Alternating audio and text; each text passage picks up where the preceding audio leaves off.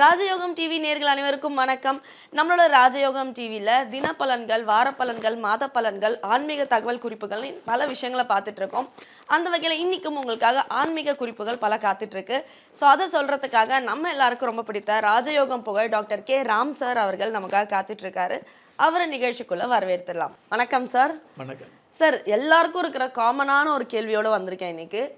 ஒரு ஜோதிடர்கிட்ட போய் காட்டினா எனக்கு இன்னைக்கு நேரம் நல்லா இருக்கு, உங்களுக்கு வர காலம் நல்லா இருக்கு அப்படின்றாரு. இன்னொரு ஜோதிடர்கிட்ட போய் காட்டும் போது இல்லைம்மா நீ கவனமாக இருக்கணும், உனக்கு இந்த கண்டம் இருக்குது, வாகன கண்டம் இருக்குது அப்படிங்கிறாரு. இன்னொருத்தர் திருமண யோகம் வந்துருச்சுங்கிறாரு, இன்னொருத்தர் இப்போதைக்கு திருமணம் பண்ணாதங்கிறாங்க. ஜோதிடர் என்னோட ஜாதகம் அவங்க கொடுக்குற பலன்கள் மாறுபடுதே, அது எதனால்? பொதுவாக ஜாதகம் அப்படிங்கிறது உங்களுக்கு சாதகமாக இருக்கணும் அப்படின்னா உங்களுக்கு நேரம் அப்படிங்கிற நல்ல நேரம் இருந்துகிட்டு இருக்கணும். இப்போ ஜோதிடம் அப்படிங்கிறது பார்த்தீங்கன்னா வரலாறு, புவியியல், கணிதம் அப்படிங்கிறது காசு இருந்தால் முயற்சி இருந்தால் கற்றுக்கிறோம். ஆனால் ஜோதிடம் அப்படிங்கிறது காசே இருந்தாலும் கடவுளுடைய அனுகிரகம் இருந்தால் மட்டும்தான் வாக்கு பலிதம் ஏற்படுது அப்படிங்கிறது உண்மையான விஷயம். பொதுவாகவே வலைதளங்களில் பார்த்துக்கிட்டு இன்றைக்கி நிறைய பேர் ஜோசியம் பார்க்குறதாக சொல்லிக்கிட்டு இருந்தால் கூட இந்த வாக்கு பலிதம் அப்படிங்கிறது வலைதளத்தால் வருவது கிடையாது அப்படிங்கிறது உண்மையான விஷயம். அது அனுபவ ரீதியாக நீங்களே தெரிஞ்சுக்க முடியும்.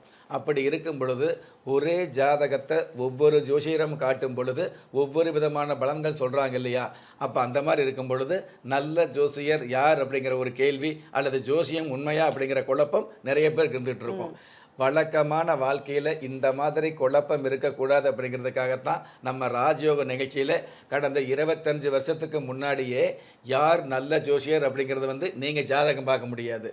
அதாவது ஜோசியருடைய ஜாதகம் இருந்தால் இவர் ஜாதகத்தை வச்சு இவர் நல்லவரா இவர் நல்லா சொல்லுவாரா அப்படின்னு பார்த்துக்கலாம். நீங்கள் உங்கள் ஜாதகத்தை பார்க்க போகும் பொழுது ஜோசியர் நல்ல ஜோசியரா அப்படிங்கிறத கண்டுபிடிக்கிறதுக்கு எளிய வழி அப்படிங்கிறது பார்த்தீங்க அப்படின்னா உங்களுடைய குலதெய்வத்தை நினச்சிக்கலாம். வலைதளங்கள்லையோ அல்லது டிவி சம்மந்தப்பட்ட சேனல்கள்லையோ அல்லது உங்களுக்கு தெரிஞ்சோ நிறைய ஜோதிடர் சம்மந்தப்பட்ட விஷயங்கள் இருந்துகிட்டு இருந்தால் கூட அதில் நல்ல ஜோசியர் அப்படிங்கிறது 4 ஜோசியரை நம்ம பார்க்கும் பொழுது 4 ஜோசியருடைய ஃபோன் நம்பர் உங்களுக்கு இருக்கும் பொழுது எந்த ஜோசியரை பார்க்கலாம் அப்படிங்கிற விஷயத்தை உங்களுடைய குலதெய்வத்தை நீங்கள் கேட்கலாம். இந்த ஜோசியரை பார்க்கலாமா அல்லது இந்த ஜோசியர் பார்க்கலாமா, எந்த இடத்துல யாரை போய் ஜோசியம் பார்க்கலாம் அப்படிங்கிற விஷயத்தை உங்களுடைய குலதெய்வத்தை நினச்சி நீங்கள் ஒரு முயற்சி பண்ணீங்க அப்படின்னா கண்டிப்பாக உங்களுடைய குலதெய்வமே காட்டும். நீங்கள் இந்த ஜோசியரை பார்க்கலாம் அப்படிங்கிற விஷயத்தை ஏதாவது ஒரு சிறு அடையாளம் மூலமாக நிச்சயமாகவே காட்டும் அப்படிங்கிறது உண்மை. என்னை சந்திக்க வருகிற நிறைய பேர் பார்த்தீங்கன்னா ஜாதகமே இல்லை, சுவாமியே இல்லை அப்படிங்கிற கருத்தில் இருந்து அவங்க கனவு மூலமாக இந்த மாதிரியான இவரை போய் சந்திக்கலாங்கிற விஷயத்தை தெரிஞ்சுக்கிட்டு நிறைய பேர் சந்திச்சிருக்காங்க அப்படிங்கிறது சந்தோஷமான விஷயம். அந்த மாதிரி ஒவ்வொருவருக்குமே கனவுல ஜோசியம் பார்க்க சொல்லாது. ஆனால் இருக்கிற ஜோசியரில் எந்த ஜோசியரை பார்க்கலாங்கிற ஒரு விஷயத்தை நினச்சி குலதெய்வத்தை நினச்சிங்க அப்படின்னா இந்த ஜோசியரை பார்க்கலாங்கிற விஷயத்தை உங்களுடைய குலதெய்வமே உங்களுடைய மனசில் காட்டும் அப்படிங்கிறத உண்மை. அந்த மாதிரி தெரிஞ்சுக்கிட்டு அந்த மாதிரி ஜோசியரை பார்க்கும் பொழுது கண்டிப்பாக உங்களுடைய உண்மையான விஷயங்களை தெரிஞ்சுக்க முடியும் அப்படிங்கிறத உண்மை. இதில் இன்னொரு விஷயம், நிறைய பேர் பார்த்தீங்கன்னா இந்த பையனை அல்லது இந்த பொண்ணை கல்யாணம் பண்ணோன்னு மனசில் நினச்சாங்கன்னு வைங்களேன், அந்த பொண்ணை கல்யாணம் பண்ணித்தான் ஆகணுங்கிற ஒரு உறுதியோடு இருப்பாங்க. அது நல்லது. ஆனால் ஜாதகம் பார்க்கும் பொழுது இவங்களுக்குள்ள பொருத்தம் இல்லை அப்படிங்கிற விஷயத்தை சொல்லும் பொழுது அவங்க வருத்தப்படாமல் என்ன பண்ணுறாங்க அப்படின்னா ஒரு 10 ஜோசியரை பார்க்குறாங்க. எதற்காக 10 ஜோசியரை பார்க்குறாங்க?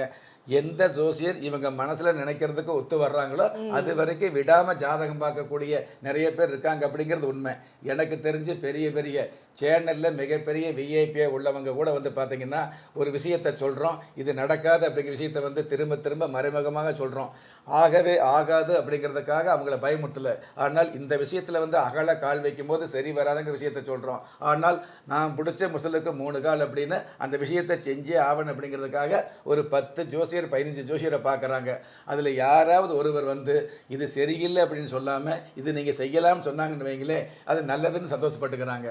அதாவது உங்கள் மனசில் நீங்கள் நினைக்கிறத சொல்வது ஜோசியம் கிடையாது. நீங்கள் நினைப்பது சரியா தவறா என்ற விஷயத்தை சொல்லுவது தான் ஜோதிடம் அப்படிங்கிறது உண்மையான விஷயமா இருக்குது. இந்த மாதிரியான விஷயங்களுக்கு நிறைய உதாரணம் சொல்லலாம். எங்கிட்ட ஜாதகம் பார்க்க வரக்கூடிய நிறைய பேர் வந்து பார்த்தீங்க அப்படின்னா, அதாவது இந்த பையனை இந்த பொண்ணு திருமணம் செய்யலாம் அப்படின்னு கேட்கும் பொழுது, இது திருமணத்துக்கு சரி வராது அப்படிங்கிற விஷயத்தை சொல்லும் பொழுது, நாங்கள் 10 வருஷம் 12 வருஷம் உயிருக்கு உயிராக காதல் செஞ்சுக்கிட்டு இருக்கிறோம், உயிருக்கு உயிராக பழகிட்டு இருக்கிறோம், நீங்கள் வந்து ஒரே பேச்சில் இப்படி சொல்லிட்டீங்களே அப்படின்னு கவலைப்படுவாங்க.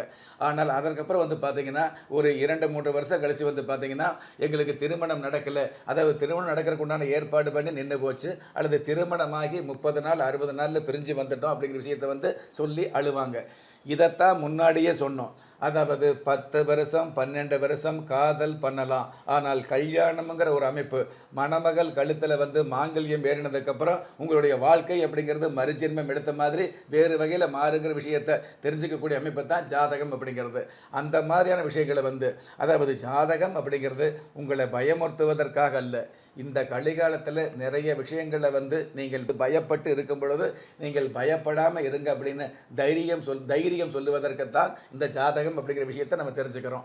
ஆக இந்த ஜாதக சம்பந்தப்பட்ட விஷயங்களில் வந்து சந்தேகம் இல்லாமல் ஓரளவு ஒரு சில விஷயங்களை தெரிஞ்சுக்கணும் அப்படின்னா, எந்த இடத்துல ஜாதகம் பார்க்க போனாலும் எந்த நேரத்தில் ஜாதகம் பார்க்க போனாலும் உங்களுடைய குலதெய்வத்தை நினச்சி நீங்கள் முடிவு பண்ணுங்கள், முயற்சி பண்ணுங்கள், கண்டிப்பாக நல்லது நடக்கும். இது எல்லாவற்றுக்கும் மேலே இன்னொரு விஷயம், என்னிடம் ஜாதகம் பார்க்க வரக்கூடிய அத்தனை பேருமே உறவுக்காரர் அல்லது பூர்வ ஜென்ம பந்தம் அப்படிங்கிற விஷயத்தில் மனசில் நினச்சிக்கிட்டு அந்த ஜாதகம் பார்க்கும் பொழுது என்னுடைய குலதெய்வத்தை நான் வந்து மனசார பிரார்த்தனை பண்ணுறேன் அப்படிங்கிறத விட, யார் ஜாதகம் பார்க்க வருகிறார்களோ அவங்களுடைய குலதெய்வத்தை நினச்சி தான் நான் ஜாதகம் கணிக்க ஆரம்பிக்கிறேன் அப்படிங்கிறது உண்மை. அதனால தான் இந்த ஜாதக கணிப்பில் வந்து அவர்களால் சொல்ல முடியாத, அவர்களுக்கு தெரியப்படுத்தாத, என்னால் கூட கணிக்க முடியாத எவ்வளவோ விஷயங்களை வந்து உங்களுடைய குலதெய்வம் என்னுடைய நாவால் சொல்ல வைக்குது மட்டுமல்ல, சொன்ன அந்த விஷயங்களை வெல்ல வைக்கக்கூடிய பாக்கியங்களையும் கொடுக்குது அப்படிங்கிறது உண்மையான விஷயம். ஜோசியம் அப்படிங்கிறது உங்களுக்கு இந்த மாதிரி கெடுதல் இருக்குதுன்னு சொல்வதற்கு மட்டுமல்ல, அந்த கெடுதல் சம்பந்தப்பட்ட விஷயங்களை வந்து நிவர்த்தி பண்ணக்கூடிய பாக்கியங்களும் இந்த வாக்குத்தன்மையில் இருக்குது அப்படிங்கிறது உண்மை. அதனால் கண்டிப்பாக குலதெய்வத்தை நம்பி நீங்கள் ஜாதகம் பார்க்க போங்க. உங்களுக்கு ஏதாவது எத்தனையோ ஜோசியர் இருந்துகிட்டு இருந்தால் கூட அதில் நல்ல ஜோசியரை கை காட்டக்கூடிய தகுதி உங்களுடைய குலதெய்வத்துக்கு மிகுதியாக இருந்துகிட்டு இருக்கும் அப்படிங்கிறது தான் உண்மை.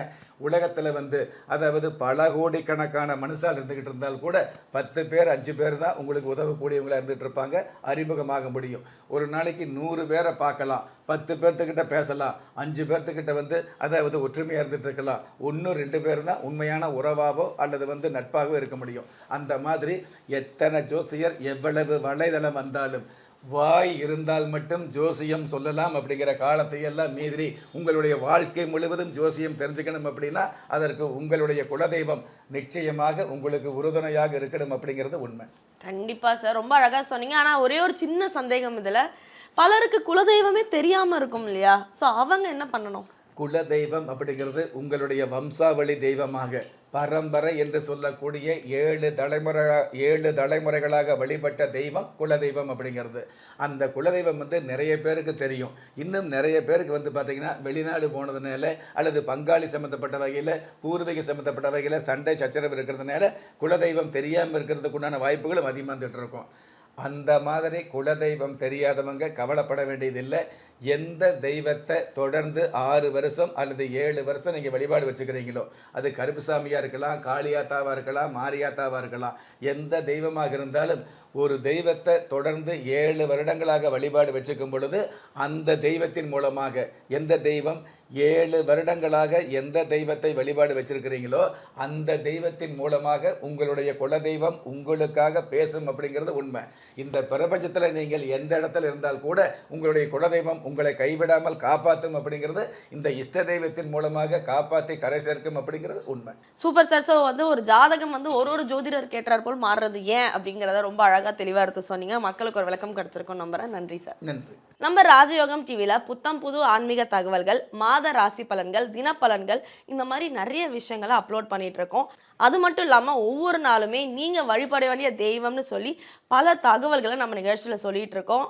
அதே மாதிரி நீங்கள் ஒவ்வொரு நாளும் வழிபட வேண்டிய தெய்வம், இது மாதிரி நீங்கள் தெரிந்து கொள்ள வேண்டிய, நீங்கள் கடைபிடிக்க வேண்டிய விஷயங்களை உடனுக்குடன் தெரிஞ்சுக்கணுன்னா நம்ம ராஜயோகம் டிவியில் வர வீடியோஸை லைக் பண்ணுங்கள், ஷேர் பண்ணுங்கள், சப்ஸ்கிரைப் பண்ணுங்கள், மறக்காமல் பெல் ஐக்கானை ப்ரெஸ் பண்ணுங்கள்.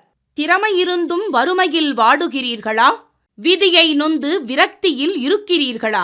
முயற்சிகள் செய்தும் முன்னேற்றம் கிடைக்கவில்லையா? களஸ்திரம் அமையாமல் கவலைப்படுகிறீர்களா? தாய்மையடையாமல் தவித்து நிற்கிறீர்களா? நவரத்தினம் போட்டும் நன்மைகள் கிடைக்கவில்லையா? பெயர் மாற்றம் செய்தும் பிரயோஜனம் இல்லையா? எந்திரத்தை நம்பி மந்திரத்தை சொல்லியும் மாற்றம் கிடைக்கவில்லையா? எண்கணிதத்தை நம்பி எழுத்தை மாற்றியும் ஏற்றம் கிடைக்கவில்லையா? வாஸ்துவை நம்பி வாசலை மாற்றியும் வளம் காணவில்லையா?